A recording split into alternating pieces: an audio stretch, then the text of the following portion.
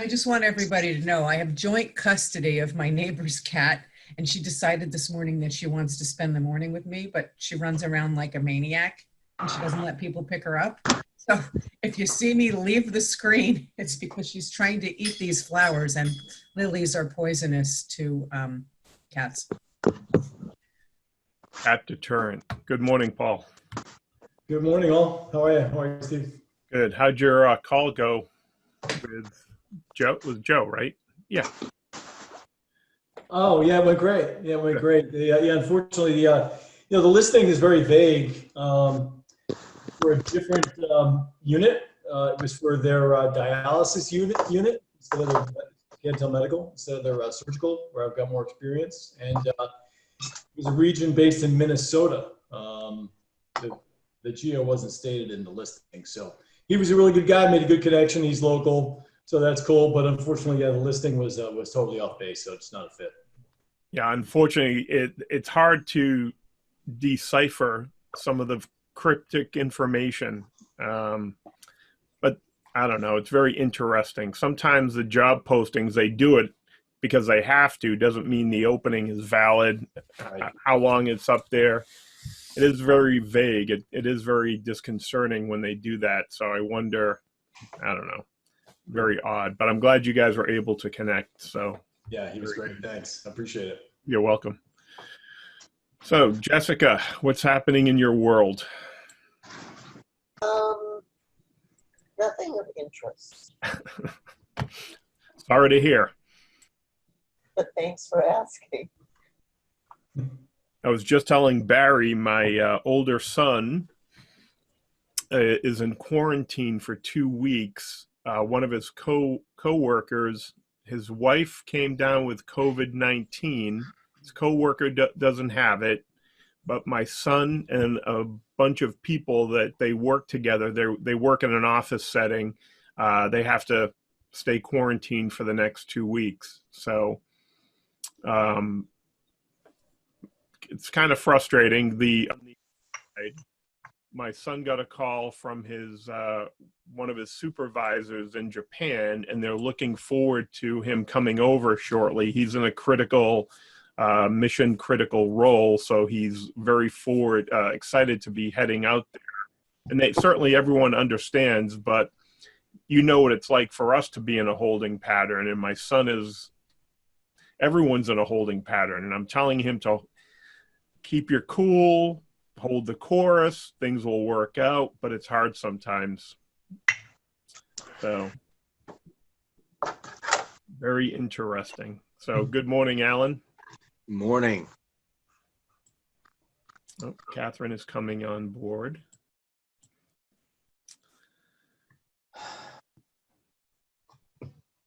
Good morning, Catherine. Good morning. So Steve, when we have a moment, about a minute, I want to share something that happened this week that I think is not necessarily brainstorming or mind-boggling, but it was actually a lot of fun. Okay, yeah, definitely. Well, definitely. We're going to just wait. I don't know where it will lead, but you never know where anything leads nowadays. Even this group has given me some great one-on-one conversations. Yeah, definitely. Do you want to wait till we have a few more people? And Well, it doesn't really matter. Either way. I was on LinkedIn and I thought of a friend of mine's name that I went to in school, and we had a lot in common when it came to healthcare. So I looked him up. He accepted my invitation. I said, let's chat and catch up. And this went on for about 2 or 3 weeks. So finally he called me the other day. And I remember nuances about his background when he, had a relationship with this girl, accidentally got her pregnant, and all these things. The piece of paper, or the piece of film that showed his child as an embryo, it was just mind-boggled that I remembered such details. So it turns out he's been on multiple projects with the evolution of different medical devices for diabetes, for heart monitoring, etc. He works for a company in France, although everybody works remote. So fast forward, he's sent my resume onto a couple companies that he's contracted for, saying that a lot of them want something in pharmaceutical, someone who had medical device, but usually people have one or the other. and they said that the combination that I have might be of value to them. So we had a good catch up, but it turns out that I saw back in college that our interest in medical really stood out more than anything else did. So it was a lot of fun. Thank you, Alan. It's that reinforces, and Barry had some good examples of reconnecting with people from our past, personally and professionally.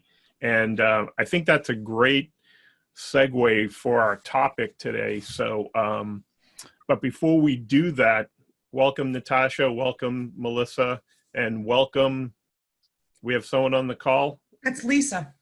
Lisa. Yep, Lisa. Just want to make sure. I can't assume, Lisa. All right. So welcome. And before we start, I just want to give everyone a heads up. As I alluded to, when we started this Thursday call, it was an additional call to our Monday to temporarily help us get over COVID-19. Now we're going into the summer. We've been doing this for about 3 months now. I'm going to be shifting the format slightly. You'll be getting some information via email just to accommodate schedules and work schedules. So we're going to try to help support everyone. We just have to figure out how to do that with our format coming up. So hopefully I'll get that out. Well, I was going to say before the holiday, the 4th of July, but hopefully we'll get that out next week. So one of the things I wanted to throw out as a discussion topic theme, and Alan, it's funny how great minds think alike, but I'll use you as the great mind. no, but I do a lot of observation, right? And we all share best practices and what works. And Paul and I, he reached out and I introduced him to a connection of mine. And I know Lisa and all of you guys are helping each other with introductions. So, but the interesting thing that I think sometimes gets forgotten is how often do we go back and look at our first connections and reach out to the people we already know. One of the things that happens, and I'm guilty of it as well, I'll make a connection and I'll say, oh yeah, I know Joe from, 10 years ago, we worked together for a long time, but how many times do you reach out and reconnect? And the reason why it's so important, these are people that know you, like you, for the most part, hopefully trust you, and really can be another part of that networking eyes and ears. And it's hard sometimes because we focus on the people in our circle that we see in front of us concurrently.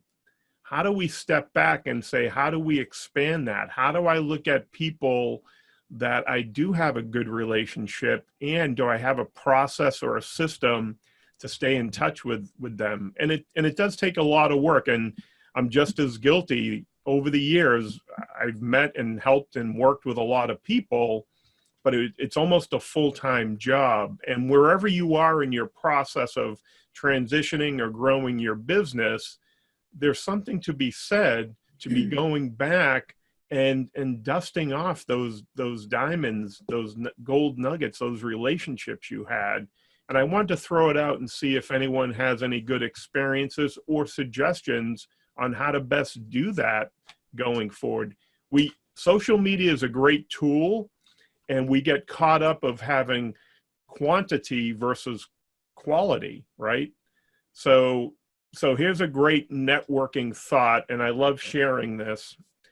Would you rather have a network a mile wide and an inch deep, or would you rather have a network an inch wide and a mile deep?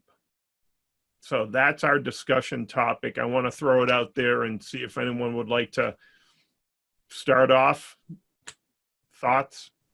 I'll go for it since I'm the shy one in the family. All right.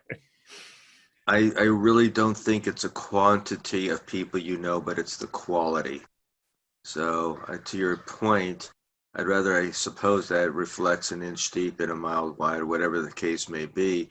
The one thing I've noticed that a lot of people have, criticized me for, I don't know if that's the best word for it, but It just said, you're not shy. You need to filter. You reach out to people from years and years ago.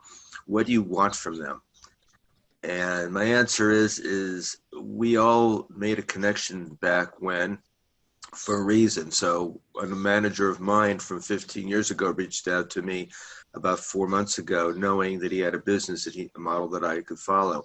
In the end, it really didn't work out, but it was the same thing. He doesn't have that many people who have worked with him that he truly trusts. So it was a trust factor for him more than anything else. As I mentioned just a few minutes ago, reached out to a person who I, got along with very well in college. We did a photography class together, just found out that we enjoyed healthcare and diagnostics, and always asked that why.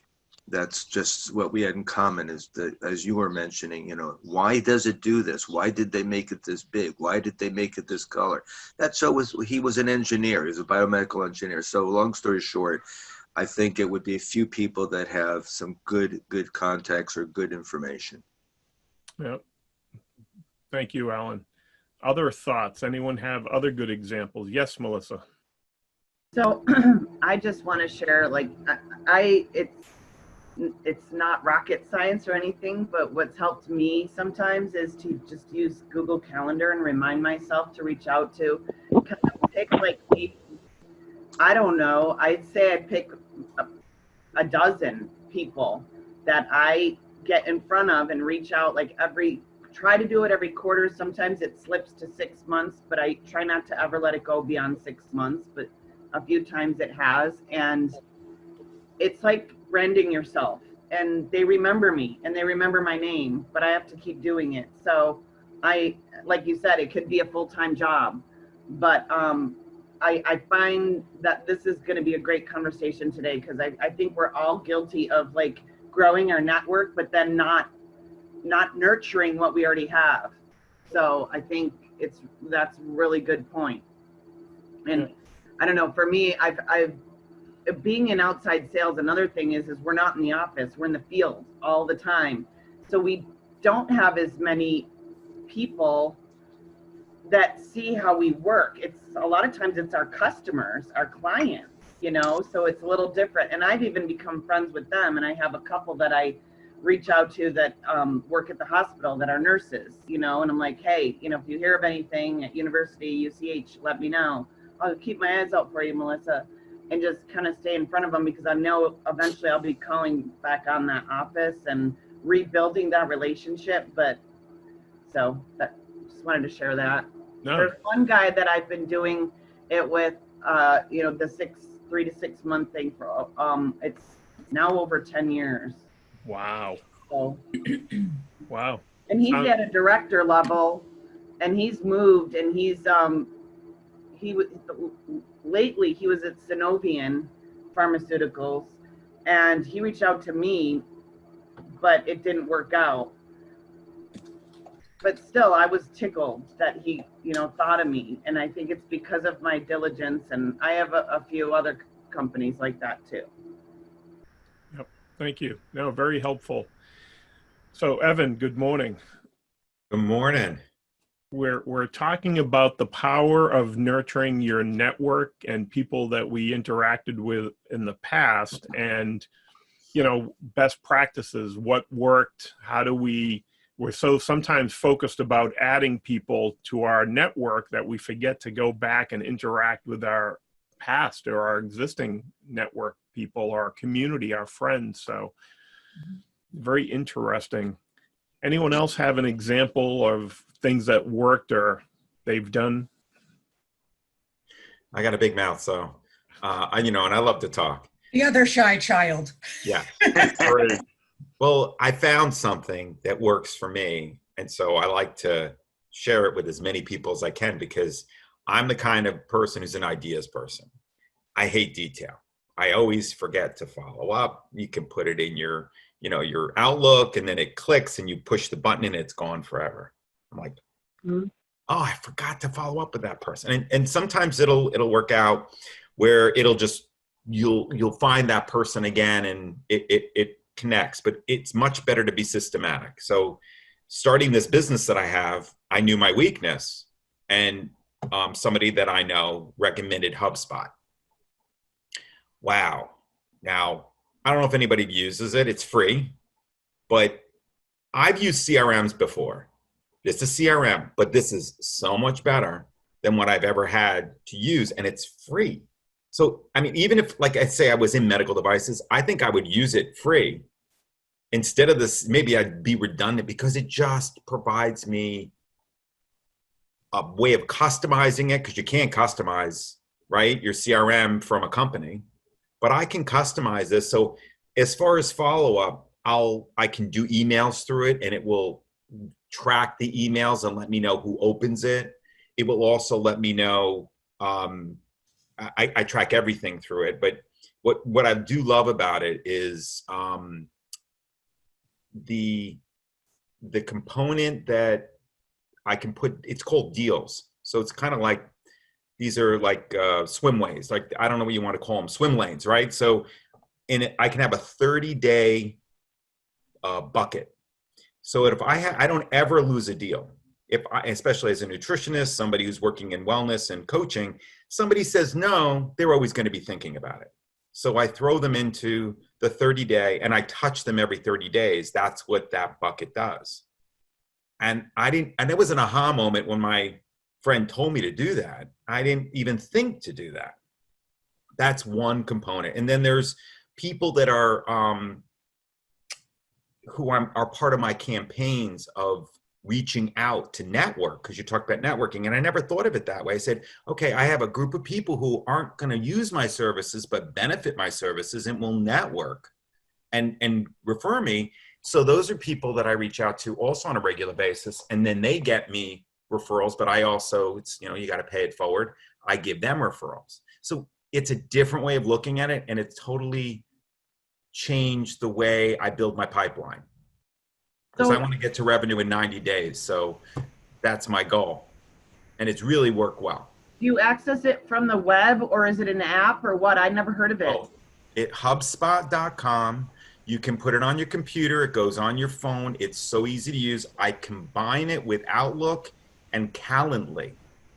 Calendly is also, they're all free. I'm like, really? This is free? It's amazing. I can coordinate my meetings with Calendly. I can send it to a customer, even ones that are not computer literate.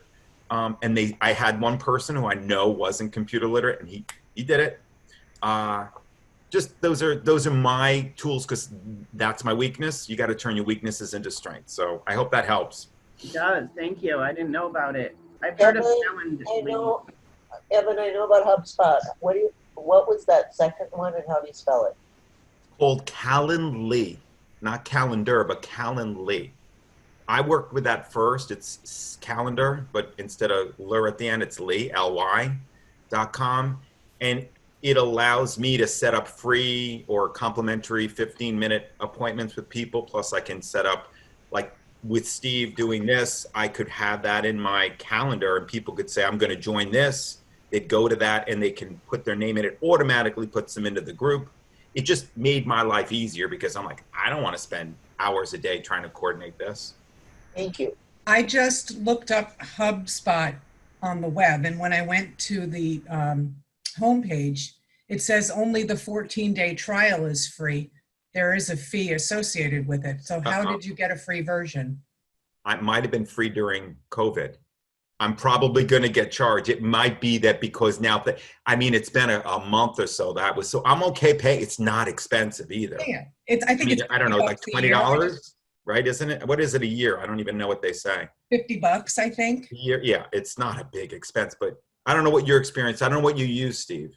Well, it's funny, and over the years, I've tried numerous things to find the best tool that works for you.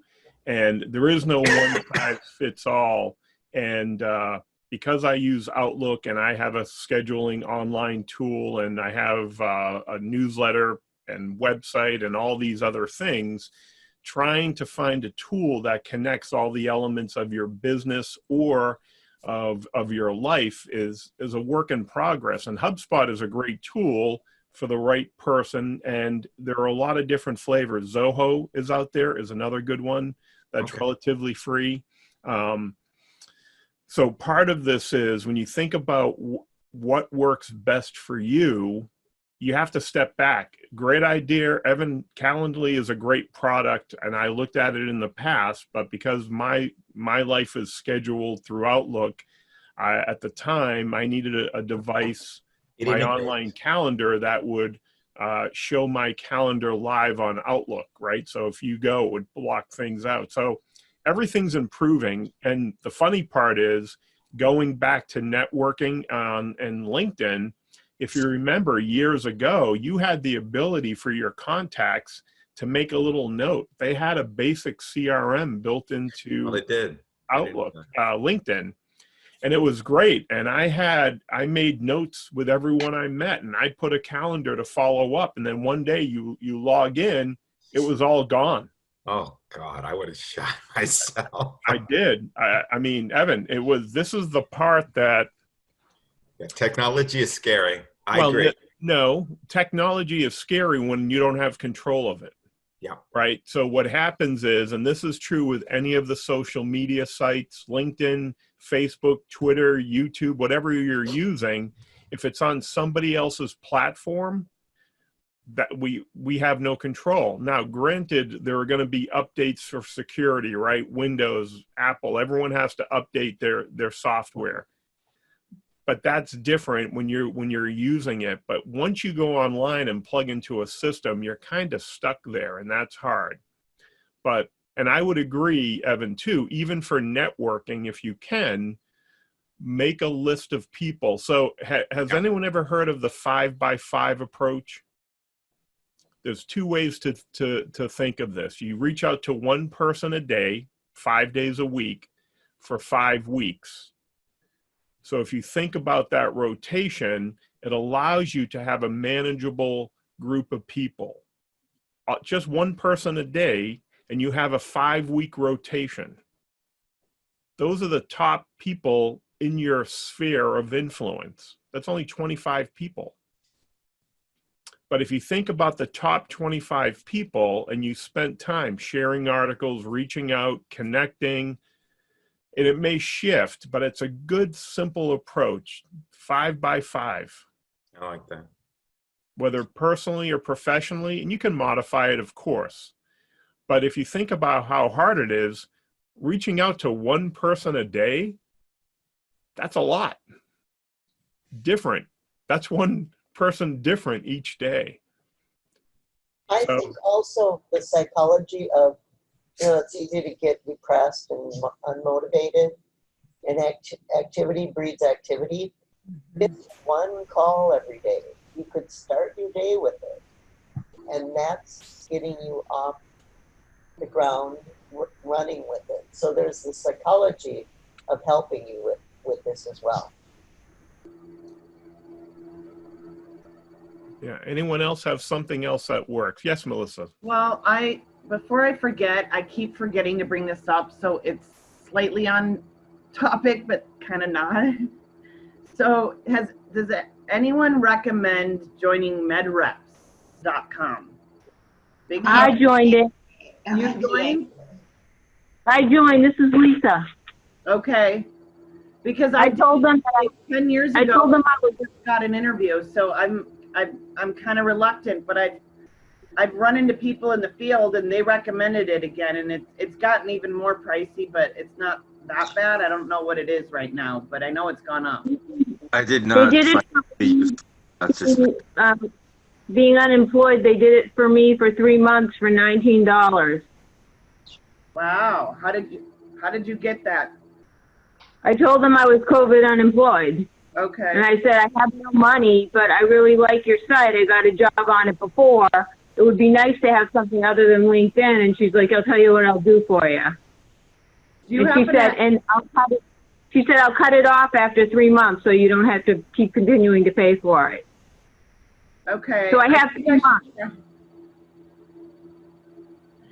Do you happen to have a contact for me that you could forward, or who you talk to? Yep. Okay. Do you want to put it in the chat, or I'll put my email and phone number in the chat and you could send it? And I'll, Yeah, I I'll, need to. I'll, Lisa, send it to me, or Melissa, reach out to me and I'll forward it to you. Lisa's on the phone today. Okay, I'll send it to Steve. perfect. Thank you. So yeah, that, Natasha, were you gonna say something? Yeah, just- it's just about the same thing about starting Med Rep if it's worth it or not. And Alex, Bless you, Barry. Thank you. bless you. Okay. Yeah. I don't I know. think it's because I'm sitting in front of the flowers. Alan, Pretty. did you have? I just, I wouldn't discount anything really, but I was on med reps for about 6 months, maybe a little bit longer, thinking, give it a chance. And I just didn't find it to be very, I didn't find the contacts there or any of the leads to be credible. So that was just me. It's like LinkedIn. Sometimes you find out, and I was going to ask the group later on of the call whether they felt that the paid version of LinkedIn was worth it, because I'm about to cancel mine on that since I'm connecting with you guys. But MedReps, I just didn't find to be very, it didn't work for me. Let's just put it that way. When was that, Alan? This is Recently? way back about a year ago. I used it for a while, and it just was something that I just didn't find to be very credible in it. See, that's what I paid, like, I want to say $50 or $60, and it was a while ago. Yeah, I don't And remember. I never got a single interview, so I'm reluctant to do it again. It wasn't the price. It's that part of job searching, in my opinion. But I find LinkedIn and even Indeed, I'm questioning right now. But that's just me. What do you guys think of medreps.com? That's what we're talking about.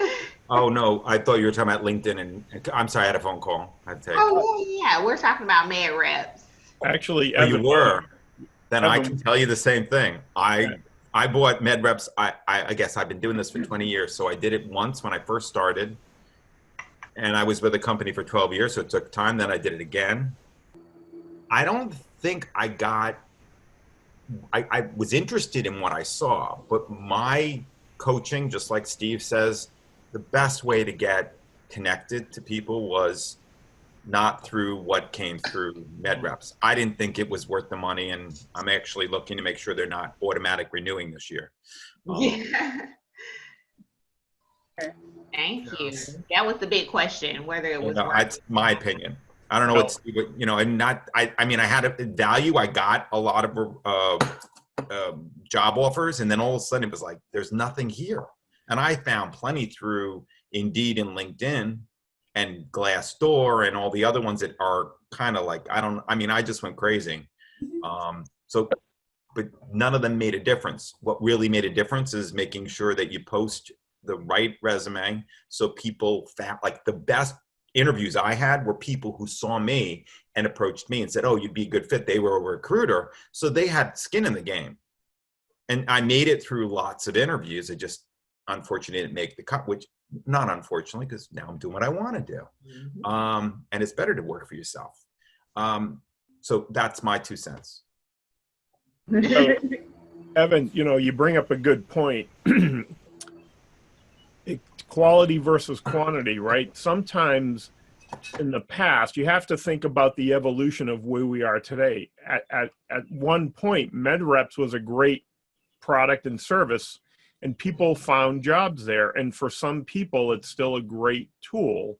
The challenge is most companies are trying, if they're working with recruiters, excuse me, they're going to spread their message across multiple platforms. So over time, LinkedIn has really turned into a recruiter's paradise and has really become the de facto standard for many industries.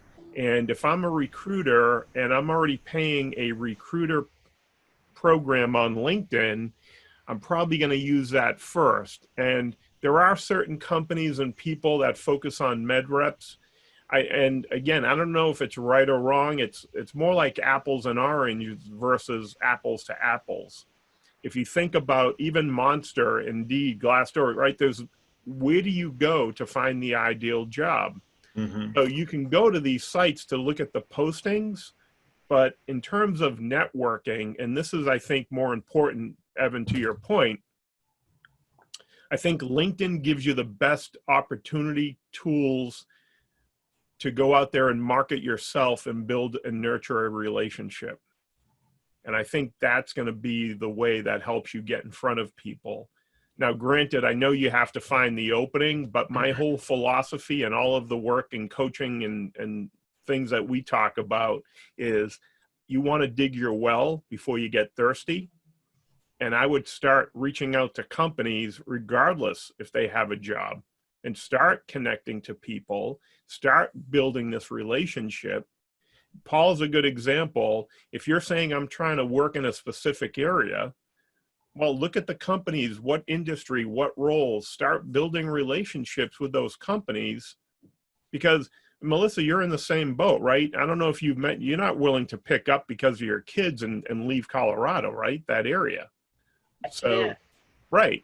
So what's going to happen is if you say, I'm coming from a shotgun to a laser approach, and you say, what are the top 3, 5, 10 companies I want to work for or explore, and you start building those relationships, when that job opens, or Alan says, I reached out to a friend of mine, we reconnected, and they said, Alan, we're looking to hire somebody in the next few months for this role, and I think you'd be a perfect fit or perfect opportunity for you. Or they'll hire you temporarily in a holding position while that role opens. And things happen like this all the time. So this is why we're proactive instead of being reactive. By the time you find it on the board and you're applying for it, what are the odds of you getting your resume in there first? And even then doesn't mean that you're going to get interviewed first, right? Or anything. So that's just my approach. Go ahead, Evan. You're in a pile. When you go through HR, I mean, that was the bitter pill you had to swallow. You think, oh, I'm going to look for a job online. I'm going to apply online, and I wait and I wait. And I'm like, and right. What is it? How does that feel? Right. So what does it happen? You get really discouraged. And if you keep doing that, you keep doing the same thing over and over again, you get to a point where it's going to impact when you actually do get an interview, because you're desperate or you're frustrated and it's not the approach. I mean, I found positions that didn't even exist by reaching out and connecting and talking to those people about, finding out what they're posting on, then you're liking what they're doing, you're talking, you're communicating. And then once you have that rapport, you start talking about what when they start interacting with you, what the opportunities might be. Bringing that, I brought a clinical team to my company because I saw a gap. They didn't have a real clinical team. They didn't even think of it. I had to go there, and they created a position for me to create the team and launch it and develop it for the whole country. It was a great opportunity. Wouldn't have existed if I hadn't gone in there and talked about it. And the company would probably be even worse off if they hadn't done it. So it's that approach, being proactive, like Steve said. One other thing I wanted to share is I have a lot of contacts in my phone. And so I made a game out of it. And instead of one, Steve's 5 by 5, I was trying to do 10 a day. So that was 50 a week. I stopped doing it. I did that for a while, but this was a few years ago, but it is how I got my last job. And it was selling imaging in the dental world. I was at a conference and I had collected. So I just, I try to make it fun and different instead of on LinkedIn. And good point, Steve. I think I kind of forget even that once it's posted, chances are it might already be taken. So you've got to be in on it before that, because legally they have to post it even if they already have the person in mind that they're going to hire. Right. So sometimes it's a waste of time doing all these applications because they already know who they're going to hire. Yep. Natasha? Yes, so I was going to say thank you again, Steve. I really like the 5x5 approach, and I'm going to look into doing that. I kind of connect with people in different ways. So on LinkedIn, I do a lot of LinkedIn connections with recruiters and different people that I can find at companies, my top 5 companies that I'm interested in. But also, I wanted to piggyback off of what Melissa said. When I had my Striker interview, it was just swung on me that they want the person to move to Macon. And I was like, interesting, I didn't see it anywhere. But also, he made a point to say that they've been trying to hire internally for the position, but nobody wants to move to Macon. So, Nobody what? wants to move to Macon. Oh. Yeah, so it's a very rural part of Georgia, to say the least. And all the hospitals will be like 2 hours apart. Or a little bit more depending on traffic. But yeah, so it's true that they're always looking internally, and you just have to be prepared for it, and don't let it be a reflection of yourself, but just trying to get those networks and make sure people are buzzing about your name in the company before they even see you. They know your name. Mhm. So that's always been my Tricky. That's a challenge. It is Well, very but strategic. sorry, Natasha brings up a great point. I actually had a client that interviewed with one division of Stryker, and he really hit it well with the manager. And the manager said, I don't think you're a good fit for my division, but I'm going to pass your name to another manager in another division. Long story short, 6 months later, he was working representing Stryker Spine, even though he applied for a sports medicine role. And what happens is it all goes about positioning yourself and understanding how to articulate your value to the organization. Again, this is why we interview, and they don't hire you based on your resume, right? They want to start the discussion.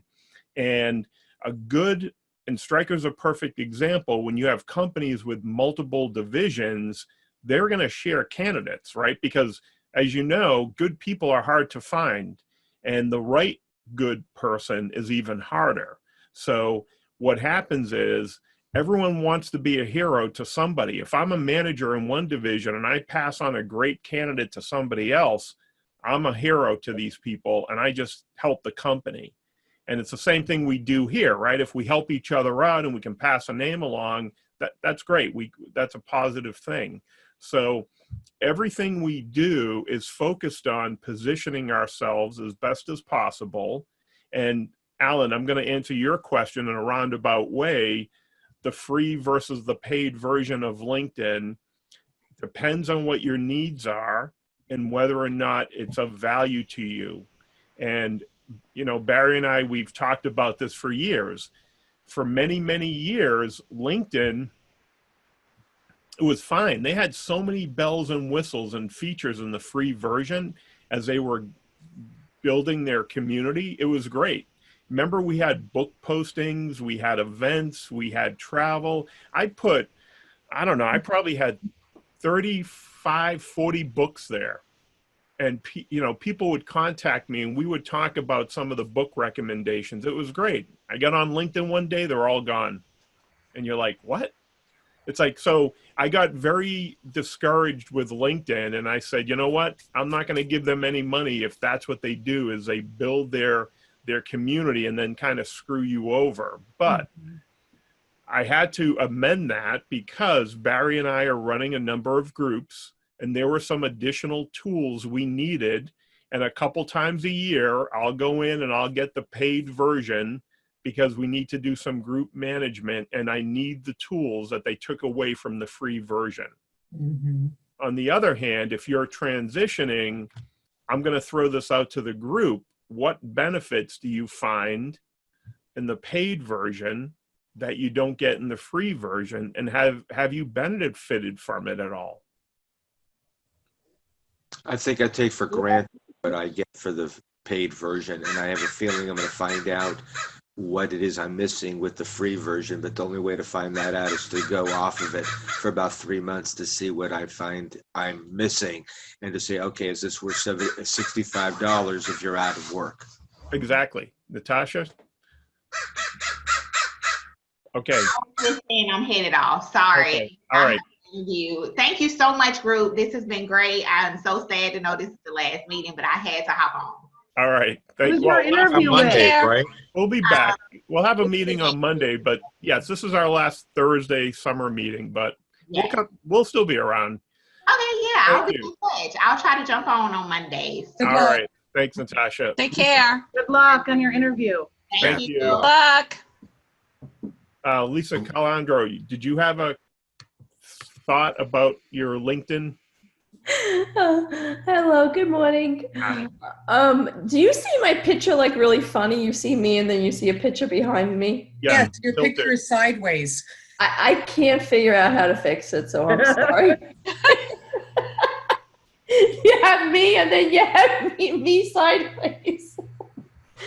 So anyways, yeah, so my comment about I'm on the premium with LinkedIn and I find a difference with the premium versus the free.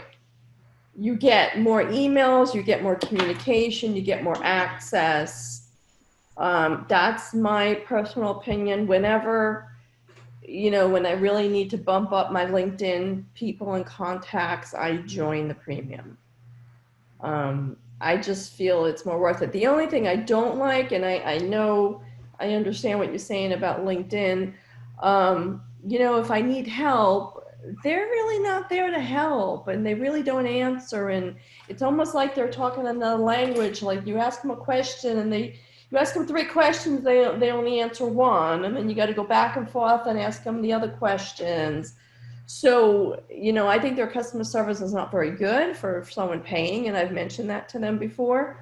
But I do think there's benefits behind having the premium, especially when you're needing to really bump up your connections. Yeah, no, thank you, Lisa. And this, earlier we were talking about the quality versus quantity of connections, because part of this is, we all run into this, right? Hey, Steve, can you recommend a good book? And I'll ask people, what did you do with the last good book you read? What did you do with those ideas or that information? And sometimes we're so busy collecting, we don't implement.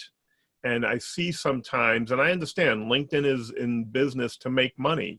So they'll come out with all these different variations of their product. Again, remember where they came from, right? YouTube doesn't charge, Facebook doesn't charge, Twitter doesn't charge, but you can get some extra functions. LinkedIn does charge a premium fee, but I think you want to be very specific on what you're doing. If you're out there and you're picking up the phone and connecting with 5 or 10 people a day and building relationships, and the premium is giving you, and you're using the tools, by all means do it.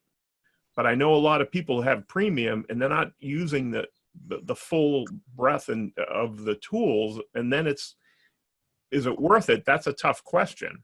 Mm-hmm. When you say I got a job in 3 months versus waiting a year, then it's worth it. See, it's hard to quantify, I guess, the value, right? How do you measure the value? And Alan, to your point, when premium came out, I paid for it for 2 or 3 years. And then one day I'm saying, what am I paying for? A gym membership. Exactly. Yeah. You gotta go or you're wasting your money. You gotta use it. Look at the, when you pull up their differences in memberships, compare, the prices and the features, they show you all that. Microsoft is like another company that customer service is important to me. And I've been a customer of them for probably 30, 40 years. And just, Lisa, use social media about your customer service. Because I had a couple of situations, like to Steve's point, the integration between all this softwares was challenging, but I'm starting my business from the ground up. So this is the way I want to do it. I called Microsoft and a couple of people helped. Yesterday, I put a call in. That person was completely useless and just left it. And they asked for my advice. I gave it. Well, I got a phone call. And they're booked with me at 11:15 to take care of my problem. I didn't ask for that. I just wanted to know, I've been a customer of yours for so long, and I expect that, I understand they're making money. They're making plenty of money. They're billions of dollars. So sometimes they're so big, they don't know what they're not doing, that their customers are not being taken care of. So don't assume that they know that you're not getting what you want from a customer service perspective. Just to go back to what I was saying, and I thank you very much, Steve, for answering my question. There was a posting on TV about brain theater. Didn't know really what it was, but it looked interesting. So I went, Googled it, came up with one PhD, one MD that's behind research and doing things with Alzheimer's and other brain disorders. So I looked up those people on LinkedIn, found out what they did, connected or threw a connection out to one of them and put a one sentence briefing, and I got a response this morning which I have to read. So to your point, if you're using it, I think, and it's effective and it's proving itself, it's worth the investment. That the best way to find out is to cancel for 3 months and find out what the value of it was to you. How much do they charge? I don't even know. I think it's $65 for the lowest membership price, which is what I'm. Per month or per year? No. Per month. Ooh. I'm only paying exactly. 30 or 35.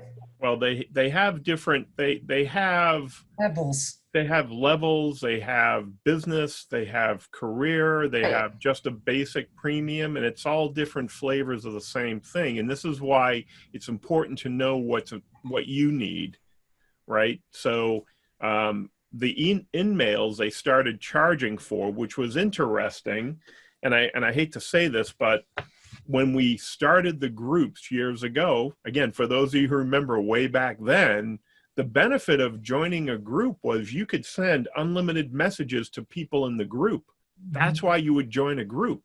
Mm-hmm. And then everything was, even if you weren't a first connection, you could communicate. You were in a group. You were going to a networking meeting and having a conversation. Then they said, oh, we're going to charge you for all those in-mails you send. And then you said, oh, if I join this plan, I get 5 in-mails. If I join this, I get 15. If I join this, I get 25. So, and I understand, again, they were bringing people together, but that's why the groups were so important. You were able to communicate a couple times before you said, oh yeah, Lisa seems like a decent person. Sure, let's connect. Do you remember in the old days, they told you not to connect to people unless you knew them? Mm-hmm. The whole idea was to develop that relationship and get to know them and then connect with them. So when I get a connection from like Pakistan or India or China, and I look at their LinkedIn account and there's nothing there, right? Then I'm not going to connect. But there was a person I knew that I connected with from somebody else, and then another person who connected through that. And I said, I'll try. And I suddenly got these knives to buy popping up. And I said, okay. It's like, whoa. But it was interesting. Right. So here's the other thing. And again, this is where the evolution of LinkedIn, and to your point, Microsoft bought LinkedIn about 4 years ago, 5 years ago. Oh, did they? Yep. So what happened was, in the old days, you didn't have access to people's profile contact information. You didn't have their email. You didn't have their cell phone number or whatever until you connected to them. Right. Now, guess what? You can go look at somebody and you get their contact information already. But the value is, half the people don't realize and they don't put it up there. On the other hand, if you're trying to be open to that, I could reach out to Paul and say, hey, Paul, we're in the same group. I can send him an email and say, listen, I'm saving $5 for, because I'm going to send you an email or somehow, so there's a lot of different ways to defeat that or work around it. But at the same time, the idea was to build a relationship, and knock on wood, we don't get a lot of spam on LinkedIn, but we are getting more people. Everyone wants to sell me all this stuff on LinkedIn, but it's a balance, Lisa, too, right? So you can't say you can't be definitive, yes or no, what works. If it's helpful to you, of course, definitely do it. But at some point, you're going to say, I don't need the premium model anymore. I'm going to go back to the free. Mm-hmm. I don't know of anyone who has it long term. I don't either. Yeah, neither do I. I know people that are using their sales data. What's that? Sales Navigator thing? I know Sales people that are Navigator, yep. using that and they love it. Well, I never did that.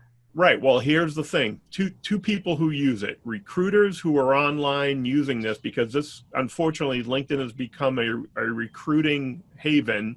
It's actually surpassed many of the other recruiting sites, but also people who do B2B sales online. See, in the healthcare medical device, we know where our clients are. There's a hospital, there's a community, we go there. If we were selling across the country, across the state, and we could do this, the Sales Navigator would be a great program. But I think in the medical device field, the Sales Navigator, very limited tool. But, all right. So, Paul, you've been awfully quiet today. Anything you want to share with us? Say hi. Yeah, hi everyone. No, I had a call I had to take, unfortunately, that rolled in. So I've had to kind of stand down, but I've been listening more than. Yeah, not a problem. No problem. Well, sometimes I'm thinking, oh, maybe they're waiting for that right moment to share all this wisdom, right? We just want to give you that opportunity. Well, thanks. So, Lisa S, Lisa C, Lisa S. Yeah, reps while we were on the phone, and really and truly all it is just like Chase Med Search, Brewster Place Staffing, JD Farrell and Associates, and there just aren't that many jobs on there anymore that are current.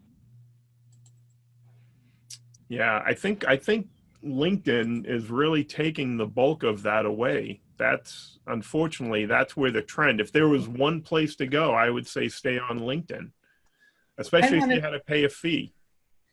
And if you, Yeah, and it's $15 a month on LinkedIn that I've been paying forever for the premium.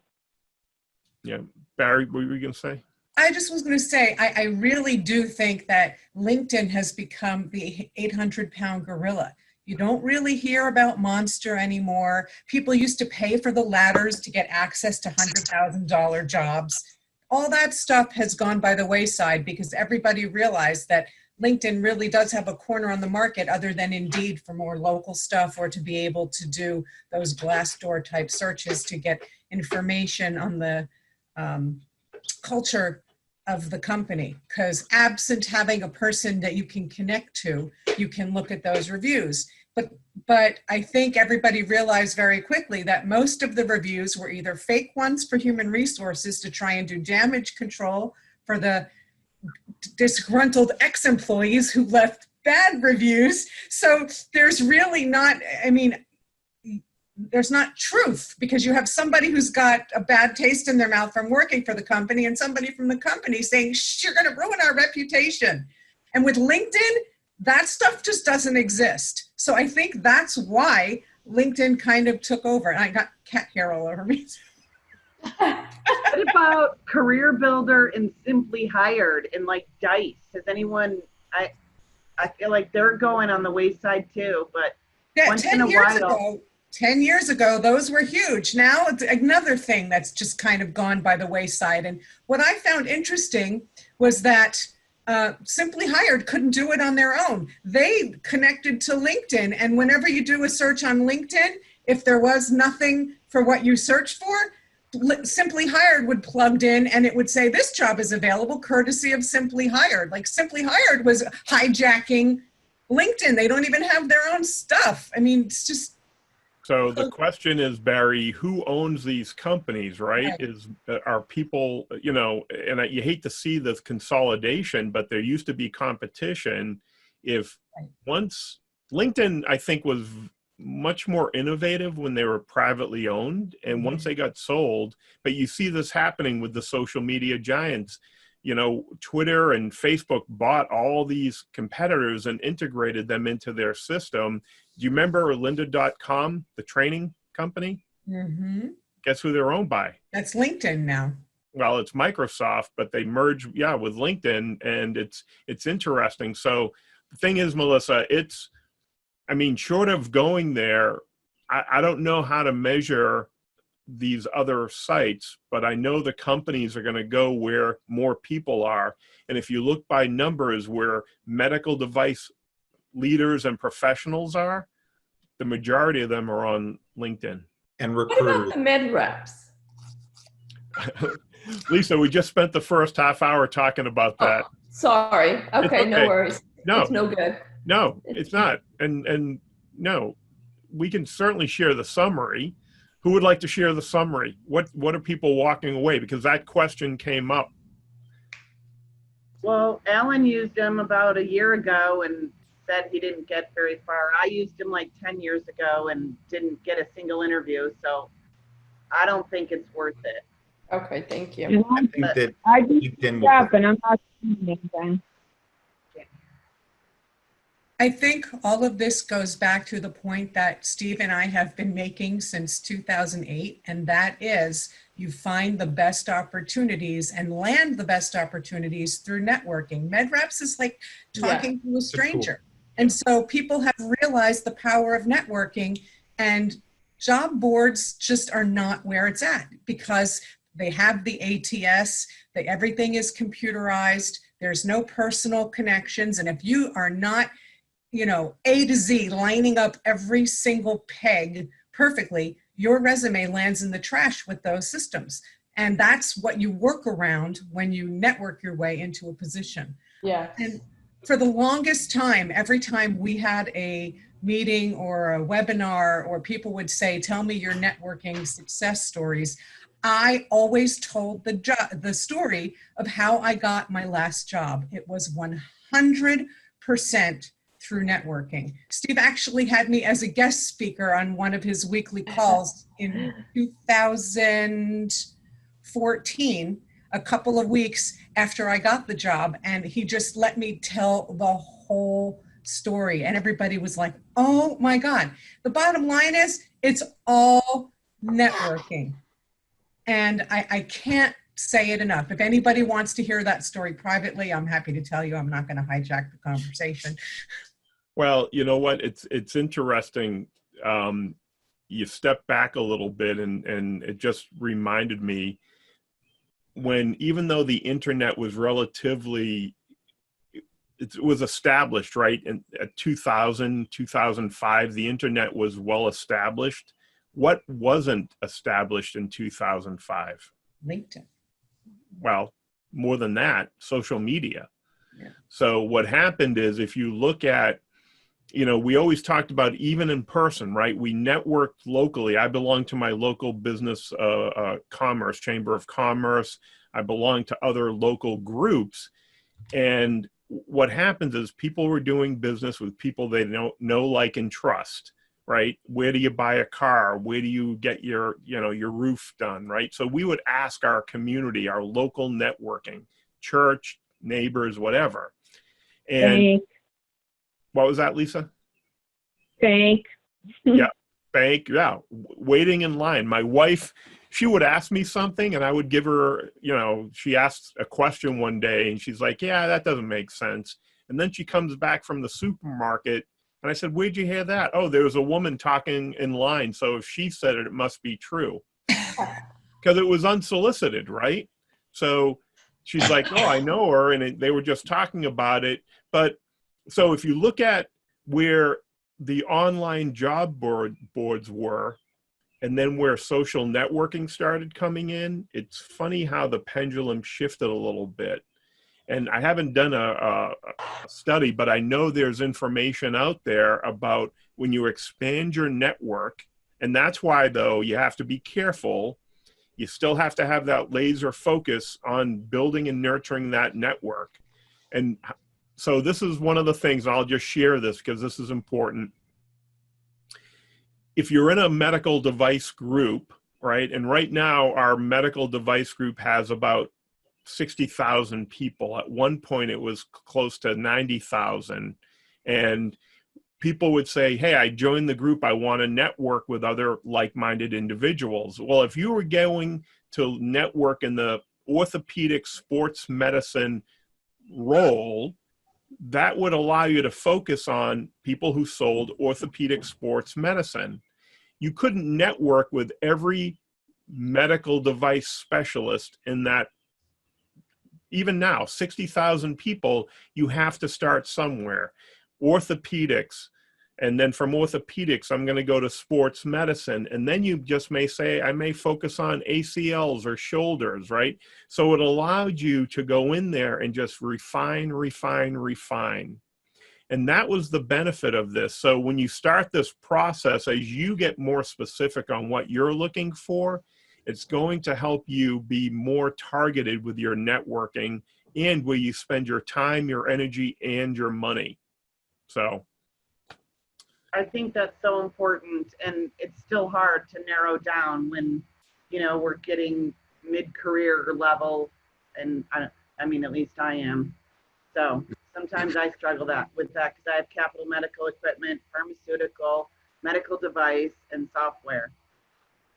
So I've narrowed it down to that, but I don't know if I should narrow it down more.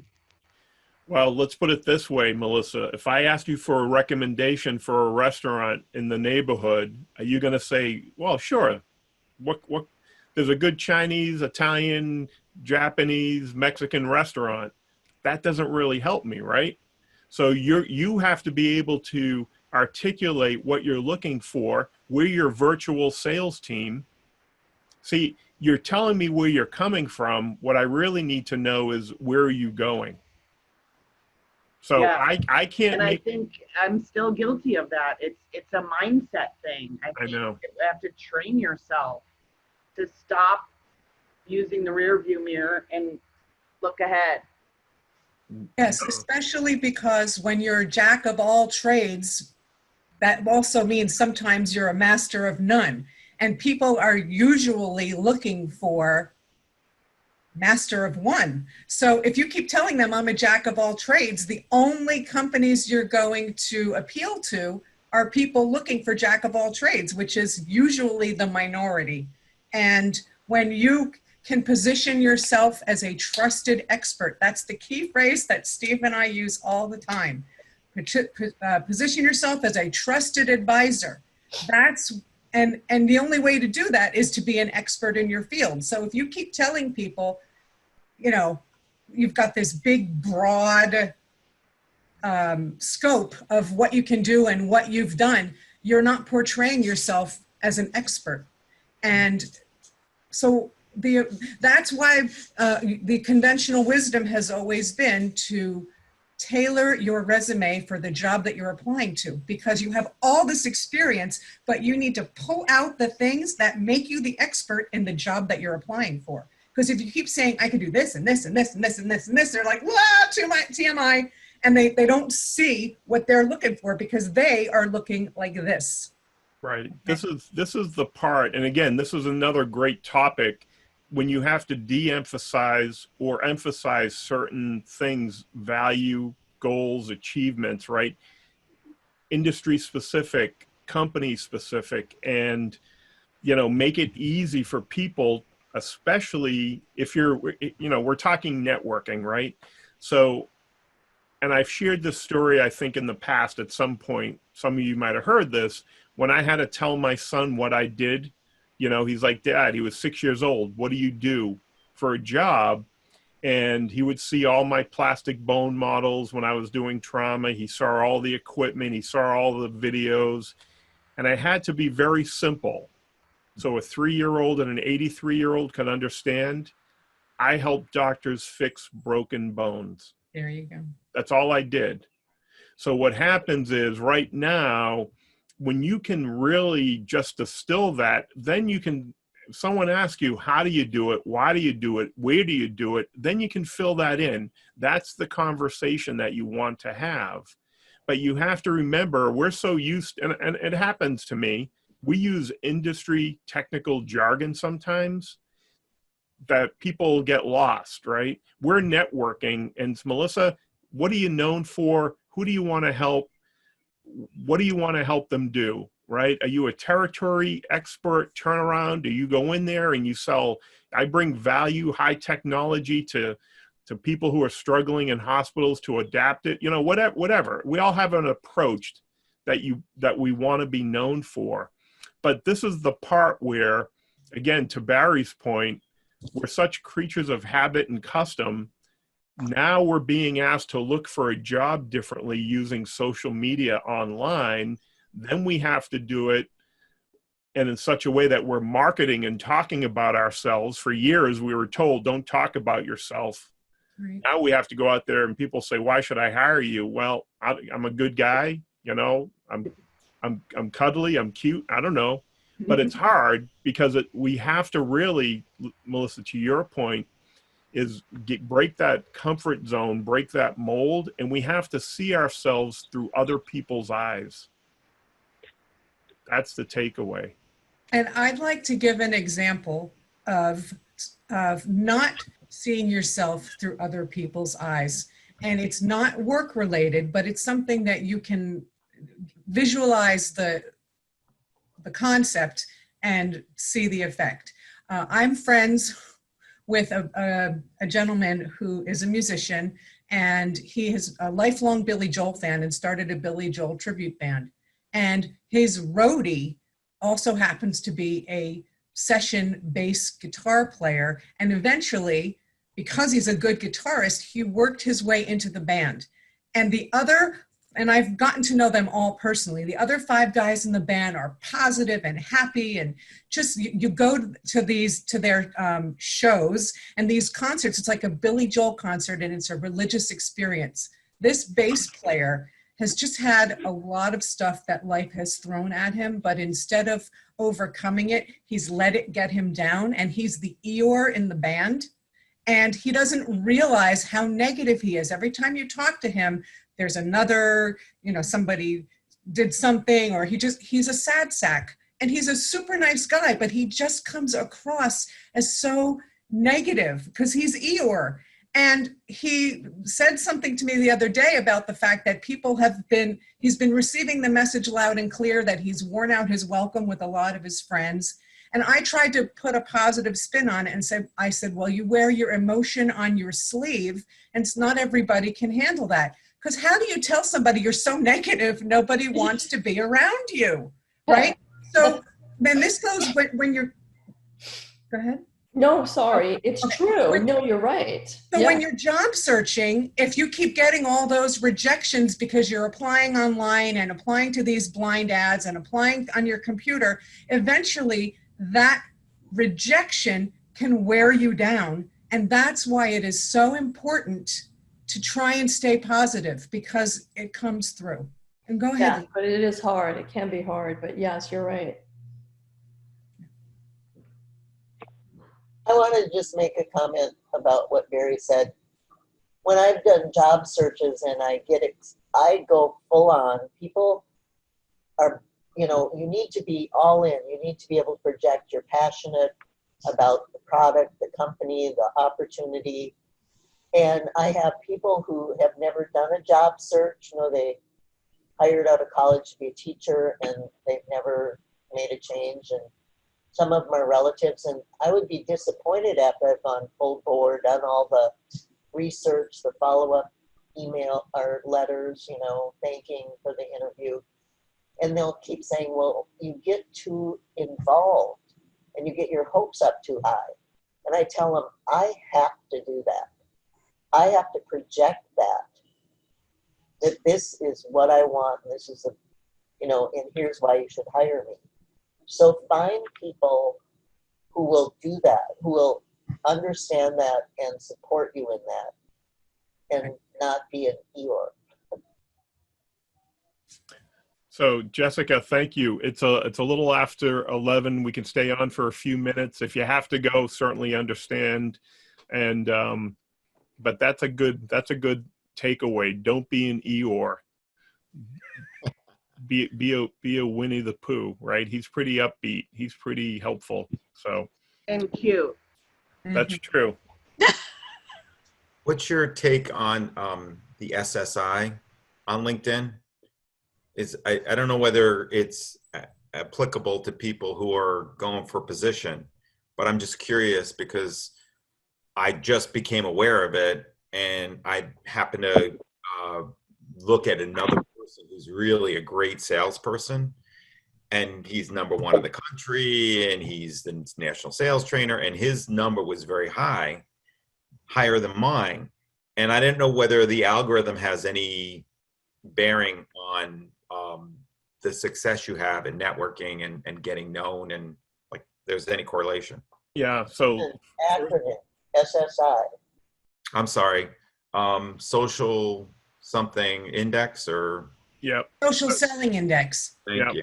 So yeah, Lisa I was just going to say, so the interesting thing is it's almost like China when they're giving you your social score, right, in public. And the question is, what matters when people are looking at your profile? Because your points go up for adding all types of irrelevant information.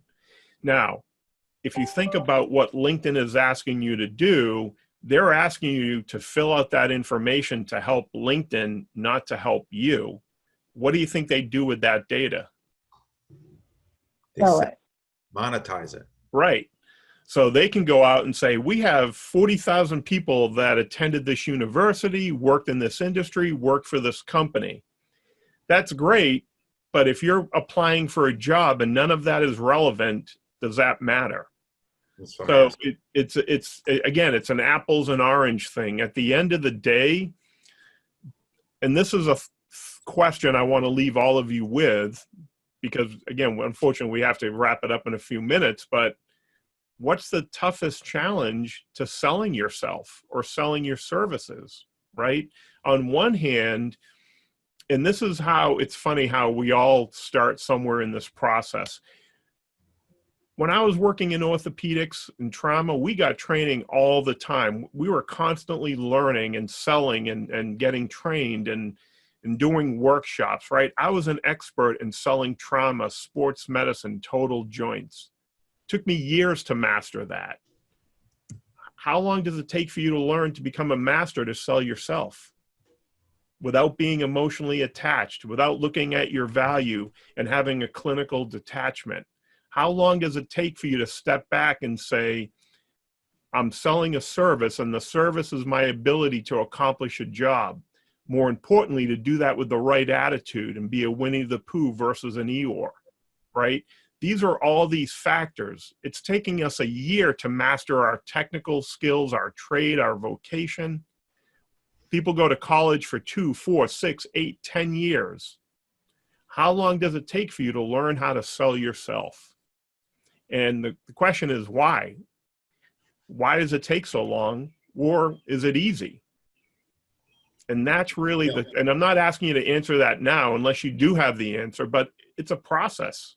Yep. Evan has the answer. Go ahead, Evan. I don't know. It's a process and a skill. I mean, that's what I used to teach, medical devices when I was in training and development. It takes years to nurture it. People sometimes think they're born salespeople. It's not. Sales is taught. Being a sales expert is something that you master, and that's why we're here. Because it's not that easy. No, Evan, and you know what? And that's a great segue. You think about professional athletes, the people who make it to the major leagues, who become the all-stars, the MVPs. How long does it take them to master that game? To get to the top of their game, whether you're an actor or, to Barry's point, a musician. So if you're a master sales professional, and not only does it matter what type of sales you do, but it also, how long does it take for you to learn that skill? So right now, if you're transitioning or selling a product or a service, how long does it take for you to get that skill set and align everything? Because everything we're talking about is alignment, even with the technology, Evan. I mean, when you ask me how many CRMs, I would say too many to count, because I'm not, literally. Yeah. And at the end of the day, I go back to what's simple and reproducible, because I have to figure out what works best for me and my team at the moment. Mm-hmm. So if you think about what you're doing, transitioning, and where you are with your business or your career, what are the big obstacles, the one or two challenges that are preventing you from going forward? Is it articulating your value? Or, Melissa, not to pick on you, is are you trying to figure out where you want to focus your energy, right? What do you enjoy doing? What's your sweet spot, right? The guy who wins right now in Connecticut, they have the golf tournament coming up. These guys practice golf all the time. They can't be expected to walk across to the baseball field and say, hey, I want to play baseball now and be successful because I dabble in it. What do you want to be known for? And where do you want to focus your energy as much as possible? So just a quick thought. Any again, quick feedback before we wrap it up, or thoughts? That was a great way to end. A manager of mine, a VP, told me, be an expert in one thing. And that was really, I never thought of it. I was always trying to be, focusing on everything. Be a master of one thing. Be number one in one thing. Focus on that. That people, you're the resource. And he encouraged all of us on the team. We all had to pick one thing. So I think that's great advice. The secret of success is doing one or two things well, doing them very few, doing it very well, but only do a few things. And that's a great final thought. Thank you, Evan.